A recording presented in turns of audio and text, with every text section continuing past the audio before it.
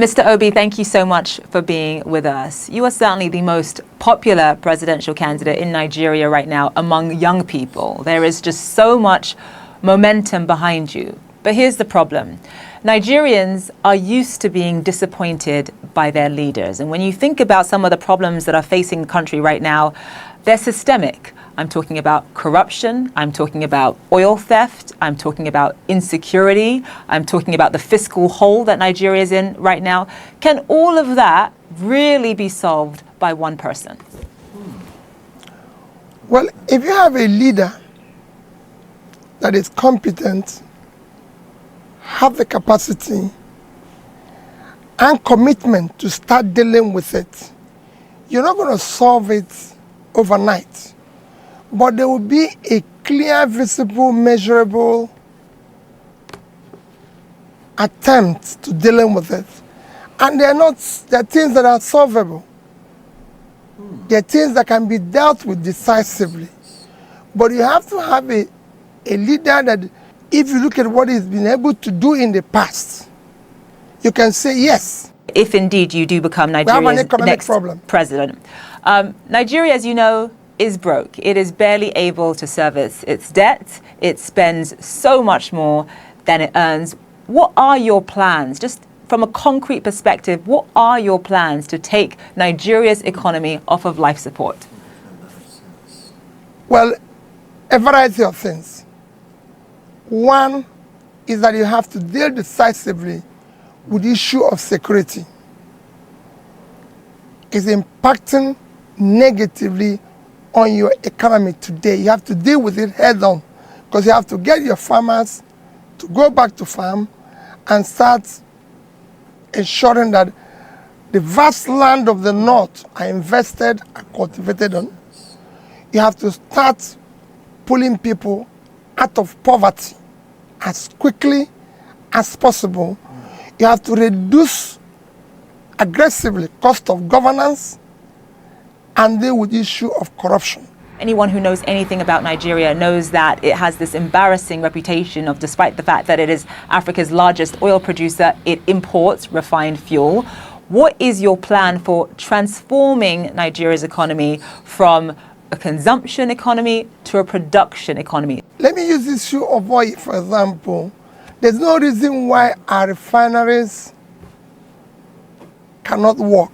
There's no reason why we should not encourage private sector to build refineries and operate them. And they're not rocket science. It can be done as quickly as possible. You can use today decide to remove the fuel subsidy, use the resources to support critical areas of production, from critical infrastructure to education to supporting investment in refinery, which will be, like I said, done within a shortest possible time. A lot of Nigerian presidents have come in and talked about revitalizing the manufacturing sector, investing in refineries, but change, as you know, has been very, very slow. Why is it going to be different with you? And what would you say were the biggest hurdles in making sure that all of the things that you've just listed come to pass? Well, what people need to do is to go and look at what I promised as a state governor when I said I'm going to turn around education, health, pull people out of poverty, bring sanity and civility in governance in Anambra State, whether that happened or not. When I said we're going to save money, did we do that? I want to talk about one of the other sort of major issues that Nigeria is grappling with right now, and that is, of course, violence and insecurity. You can barely travel from one part of Nigeria to another without fearing for your life. And I'm talking about kidnapping, I'm talking about banditry, I'm talking about terrorism, I'm talking about Boko Haram. What is your plan for that? You know, I did say that initially that what we need to first head on is issue of security. Because unless you have security, the farmers can't go back, you can't attract investment, nobody will ever want to go to an insecure place. And you can deal with that. There's so many, you need to do a lot of work, reorganize your security architecture, ensure that there's multi-level policing. Issue of state police has to be decisively dealt with. There's so many things you need to do. You need to bring in more personnel into the security system, equip them properly, ensure that they are properly motivated to deal with the issue of security, because the need it is the most important thing Nigeria needs today. As you know, you and I are both Nigerian, we're both Igbos, we're both from southeastern Nigeria. Nigeria is a very hard country to hold together. You've got 200 million people, so many different tribes, so many different competing interests and ideas. And when you think about the fact that, you know, you're from the southeast, how easy is it going to be to rally Nigerians perhaps from the north behind you? That's got to be on your mind. That is what it was yesterday. Another problem, because we have been able to elect people based on ethnicity, religion,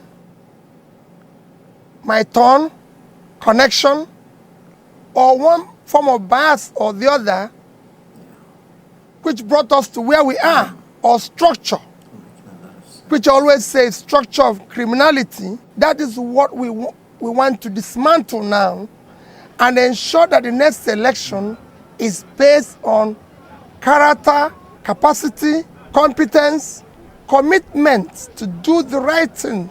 Nigeria is now not just in a physical mess, it is at the last stage to collapse. The people in the north don't have a secure place. They don't have good roads. They don't buy bread cheaper than people in the south. So is the people in the south. So all you hear about ethnicity, religion, connection, my turn, is elite conspiracy to keep Nigeria underdeveloped. But now we've reached the edge. We can no longer continue this way. Mr. Obi, thank you so much for joining us on the program. Thank you for having me.